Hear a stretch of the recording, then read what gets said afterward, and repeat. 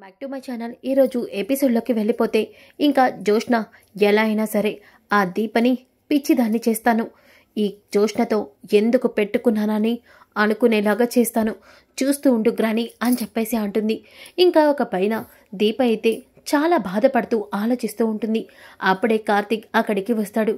ఏంటి దీప, తాత నాతో మాట్లాడింది, నేను తాతతో గొడవ పడింది అంతా గుర్తు తెచ్చుకొని బాధపడుతున్నావా? కార్తీక్ బాబు, ఎందుకు ఇలా చేస్తున్నారు? ఎందుకు నన్ను కొంచెం కూడా అర్థం చేసుకోవట్లేదు? అంతా మీకే నచ్చినట్టు జరగాలని ఎందుకు అనుకుంటున్నారు? బాగుంది దీప, చాలా బాగుంది. నేను అలా అనుకుంటున్నానా? నేను అలా అనుకుంటే నీ కళ్ళల్లో కన్నీళ్ళు ఎందుకు వస్తాయి చెప్పు? నీ కళ్ళల్లో కన్నీళ్ళు రాకుండానే చూసుకునేవాడిని కదా నేను అనుకున్నట్టయితే. కార్తీక్ బాబు, ఎందుకు ఇలా చేస్తున్నారు? తాతయ్య మీరు కలుస్తారని నేను కల్లో కూడా అనుకోలేదు. అలాంటి తాతయ్య గారు ఇంటికి వచ్చి మిమ్మల్ని రమ్మని పిలిస్తే ఎందుకు మీరు అనవసరంగా గొడవ పడ్డారు? ఎందుకు నా నోటితోనే నేను ఇష్టం లేదు అన్నట్టు చెప్పించారు? చెప్పండి కార్తీక్ బాబు.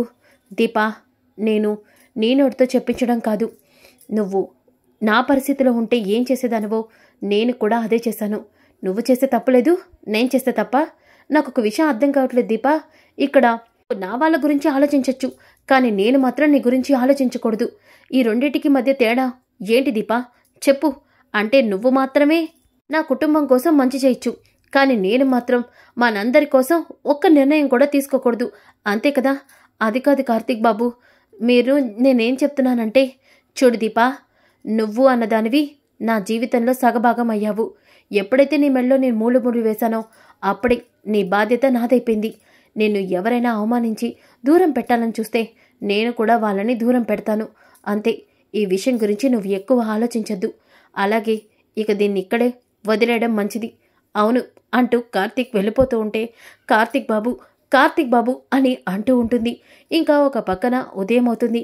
ఉదయం అయిన తర్వాత ఇక శౌర్య స్కూల్కి వెళ్ళడానికి బయలుదేరుతూ ఉంటే అప్పుడే కార్తీక్, దీపా ఏంటి శౌర్యను నువ్వు స్కూల్కి తీసుకెళ్తున్నావా? అవును కార్తీక్ బాబు అని అంటూ ఉంటే, అదేంటి, కార్తీకే కదా తీసుకెళ్లేది, కార్తీక్ బాబుకి ఏదో ముఖ్యమైన పనుందని చెప్పాడు, అందుకే నేనే తీసుకెళ్తున్నాను కాంచన గారు అని అంటూ ఉంటే, అవునా, సరే దీపా, అనసూయను కూడా తీసుకెళ్ళు. అక్క నువ్వు కూడా వెళ్ళు. లేదులే చెల్లమ్మ, నేను వెళ్ళలేను, నాకు కొంచెం మోకాల నొప్పిగా ఉంది. అవునా, సరే కార్తీక్, దారిలో దీపని దింపేసి వెళ్ళు. అలాగే చేస్తానమ్మా.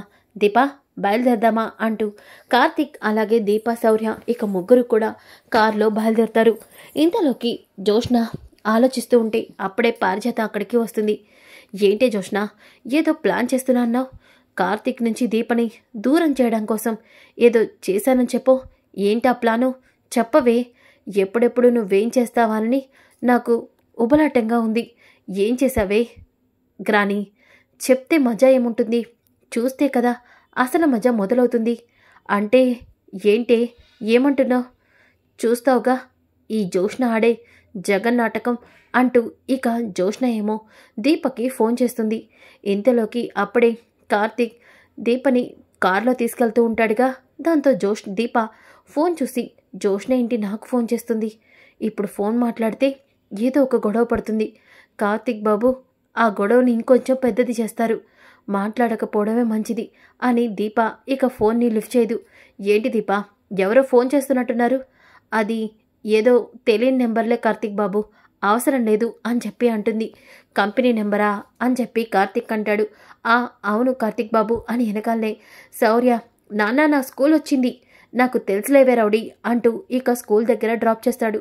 ఇంతలోకి దీప, కార్తీక్ బాబు నేను ఇక్కడే మార్కెట్కి వెళ్ళి కూరగాయలు తీసుకుని వెళ్ళిపోతాను, సరే దీప జాగ్రత్త అంటూ ఇక కార్తీక్ అక్కడి నుంచి వెళ్ళిపోగలనే దీప, ఇదేంటి జోష్న ఎందుకు నాకు ఫోన్ చేసింది అని చెప్పేసి ఇక అనుకుంటూ ఉంటే జోష్న ఏమో, దీపా నా ఫోన్నే లిఫ్ట్ చేయవా, చెప్తా నీ పని అంటూ ఇక శివనారాయణ ఫోన్ నుంచి దీపకి ఫోన్ చేస్తుంది.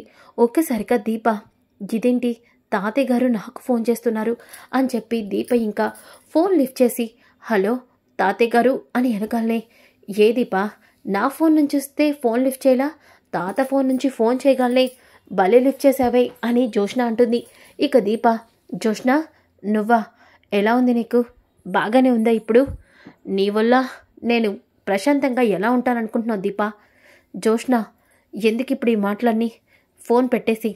నేను ఫోన్ చేసింది నీకు ఫోన్ పెట్టేయడానికి కాదు. తాత నీతో ఏదో మాట్లాడాలన్నారు. ఒకసారి ఇంటికి వస్తే నువ్వు తాతతో మాట్లాడి వెళ్దువా? ఏంటి జోష్న, నువ్వు చెప్పేది నిజమా?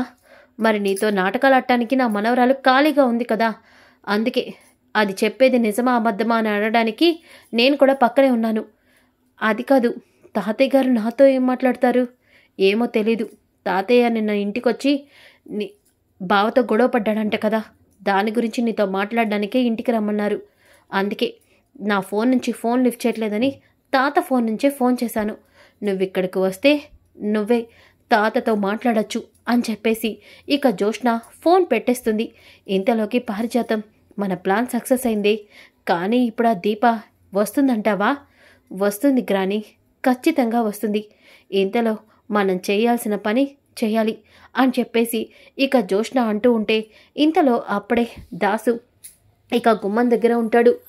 జోష్న, నువ్వు చేసేది కరెక్ట్ కాదు అని అనగానే పారిజాతం, ఒరే దాసు, ఏమైందిరా నీకు? ఎందుకు ఇంటికొచ్చావు?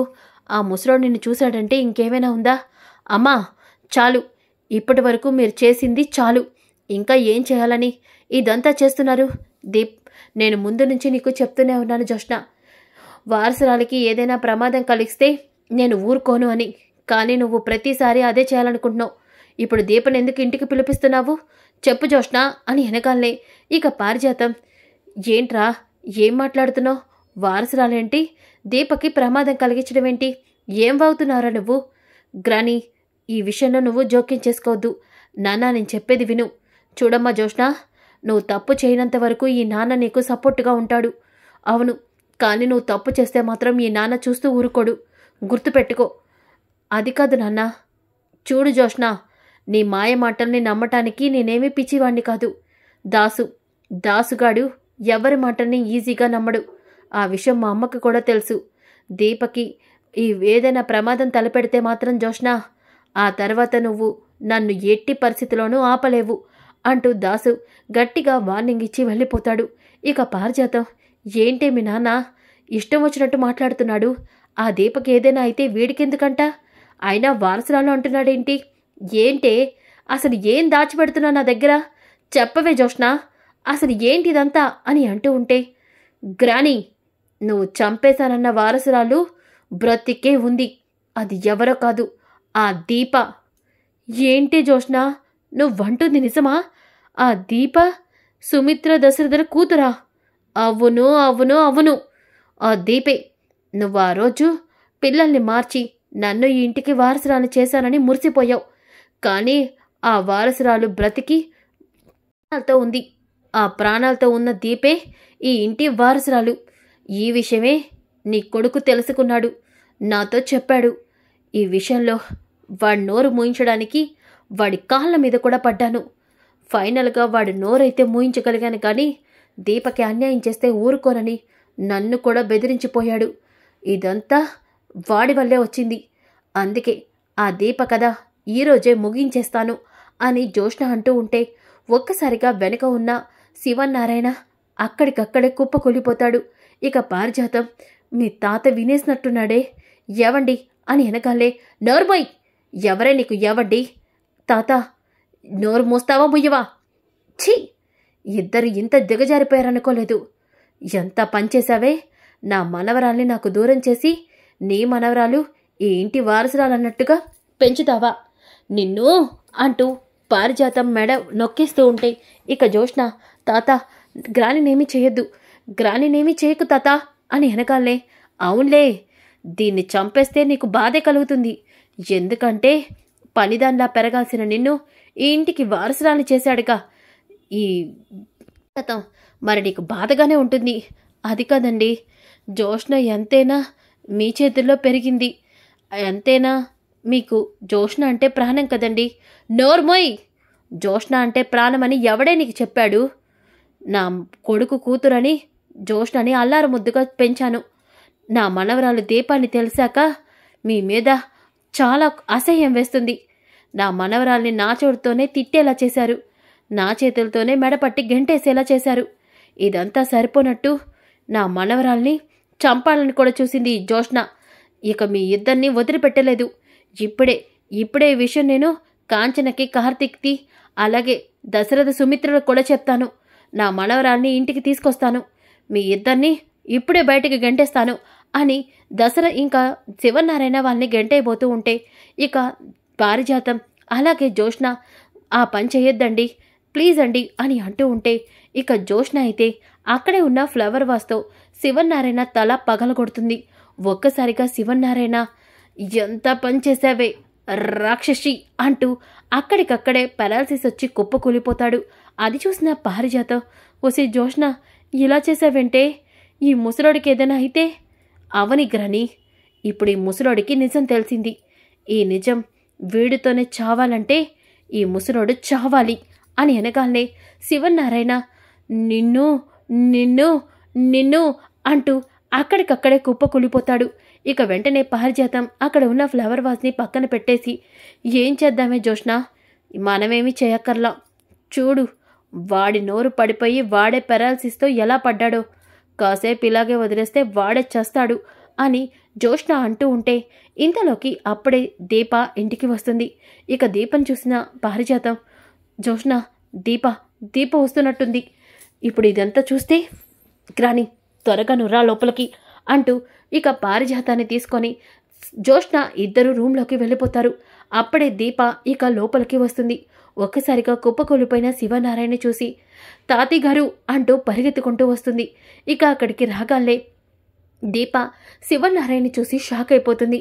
తాతయ్య గారు ఏమైంది మీకు, తాతయ్య గారు ఏమైంది అని అనగాలే శివనారాయణ దీపని చూస్తూ ఇక తన కళ్ళల్లో కన్నీళ్లు వస్తూ దీపని పట్టుకొని బాధపడుతూ ఇక మాటలు రాక ది అంటూ అలా కళ్ళు మూసుకొని కుప్పకూలిపోతాడు.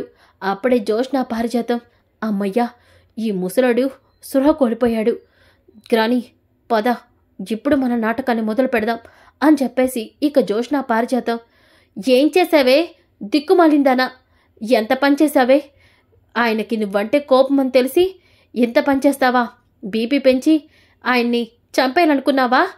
అయ్యో పారిజాతం గారు, నేనేమీ చేయలేదు. నేను వచ్చేసరికి తాతయ్య గారు ఇలా పడిపోయి ఉన్నారు.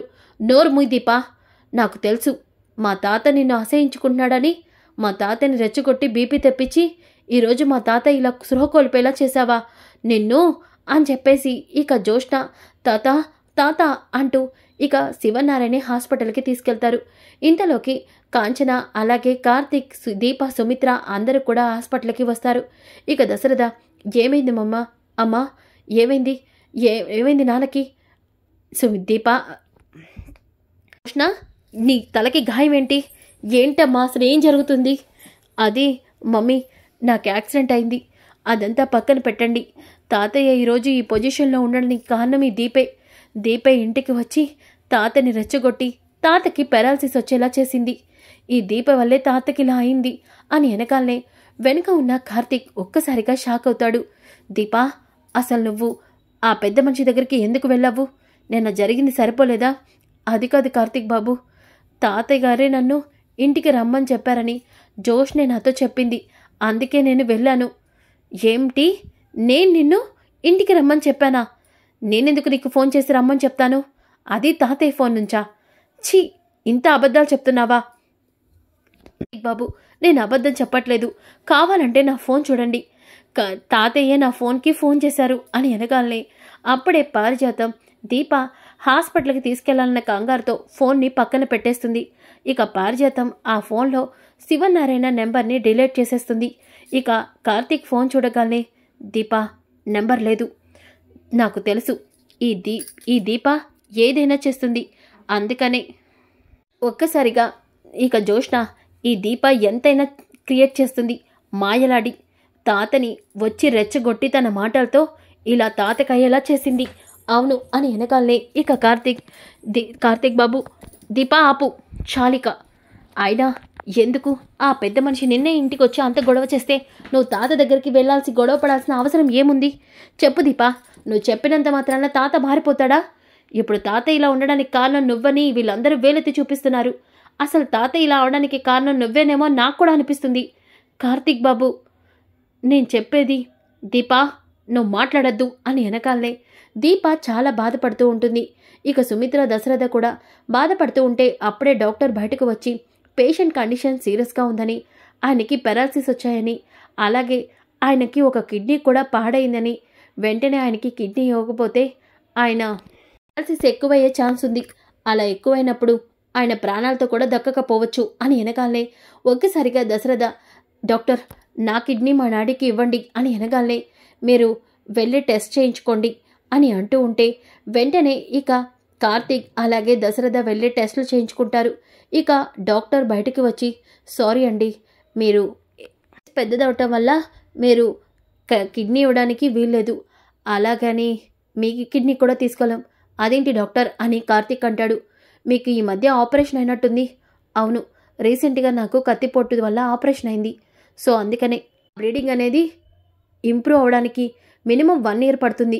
సో మీరు అందువల్ల ఈ టైంలో మీరు కిడ్నీ ఇస్తే మీ ప్రాణానికి ప్రమాదం, మీరు కిడ్నీ డొనేట్ చేయడానికి వీల్లేదు, వెంటనే ఆయనకి కిడ్నీని ఇవ్వాలి అని అనగాలే దీప డాక్టర్ నా కిడ్నీని తాతయ్య గారికి ఇవ్వండి, నన్ను టెస్ట్ చెకప్కి తీసుకెళ్ళండి అని వెనకాలనే పారిజాతం వసి జోష్న అలా చూస్తున్నావేంటి, వెళ్ళవే, నువ్వు సొంత మనవరాలవని డౌట్ రాకుండా ఉండాలంటే వెళ్ళి నువ్వు కూడా కిడ్నీ ఇస్తానని చెప్పు.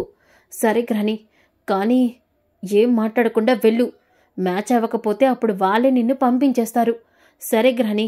ఏ దీపా, నువ్వు మా తాతకి కిడ్నీ ఇవ్వడమేంటి, మా తాత ఈ పరిస్థితి రావడానికి కారణమే నువ్వు, ఆ కిడ్నీ ఏదో నేనిస్తాను, నన్ను తీసుకెళ్లి చెకప్ చేయండి డాక్టర్ అని వెనకాలనే జోష్నని చెకప్ చేస్తారు.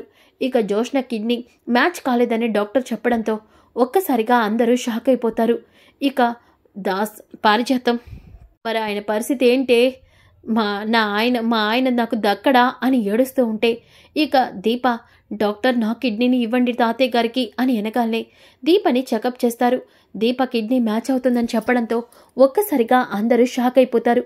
ఇక జోష్న అయితే బాబోయ్, ఈ కొంప తీసి ఈ దీపే మనవరాలని దీనివల్ల తెలిసిపోతుందా ఏంటి, ఎట్టి పరిస్థితులను తెలియకూడదు అని అనుకుంటూ ఉంటే ఇంతలోకి అప్పుడే దీప కిడ్నీని శివనారాయణకి డొనేట్ చేస్తుంది. ఇంకా శివనారాయణకి ఆపరేషన్ జరుగుతూ ఉంటుంది. ఇక ఒక పక్కన అందరూ కూడా బాధపడుతూ ఉంటారు. ఇంతలోకి దీపని చాలా మాటలు అనేశాను, కానీ దీపే తాతకి ఈరోజు కిడ్నీ ఇస్తుంది అని ఆ మనసులో అనుకుంటాడు. ఇక ఒక పక్కన శివనారాయణకి ఆపరేషన్ పూర్తయ్యాక డాక్టర్ బయటకు వచ్చి సమయానికి తన కిడ్నీ ఇవ్వడం వల్ల ఆయనకి ప్రమాదం నుంచి బయటపడ్డారు. కానీ ఆయనకి పెరాలసిస్ రావటం వల్ల ఆయనకి మాటలు అలాగే కాళ్ళు చేతులు చచ్చుబడిపోయినాయి. కొన్ని రోజులు ఆయన ఇలాగే ఉంటారు. ఏదైనా షాకింగ్కి గురైనప్పుడు ఇలా జరుగుతుంది. మళ్ళీ ఆయనకి ఏదో ఒక టైంలో ఆయన పెరాలసిస్ నుంచి రికవరీ అవ్వచ్చు అని డాక్టర్ చెప్పగానే ఒక్కసారిగా అందరూ బాధపడతారు. ఇక జోష్న పారిజాతం అమ్మయ్యా, ఆ ముసలోడికి నోరు చేతులు పడిపోయినాయి, ఇక ఈ నిజం ఎప్పటికీ ఆ ముసలోడు చెప్పలేడు అని అనుకుంటారు. ఇంకా ఇంతలోకి శివనారాయణ అని చూడటానికి అందరూ లోపలికి వెళ్తారు. శివనారాయణ మాత్రం ఎవరి వైపు చూడకుండా దీపని చూస్తూ దీప దీప అంటూ ఇక చేతిని కదుపుతూ ఉంటే ఒక్కసారిగా కార్తీక్ దీప నిన్నే పిలుస్తున్నారు తాత అని వెనకాలనే దీప దగ్గరికి వెళ్తుంది. వెంటనే శివనారాయణ దీప చేయి పట్టుకొని ఏడుస్తూ ఉంటాడు. దాంతో ఎవరికి ఏమీ అర్థం కాదు.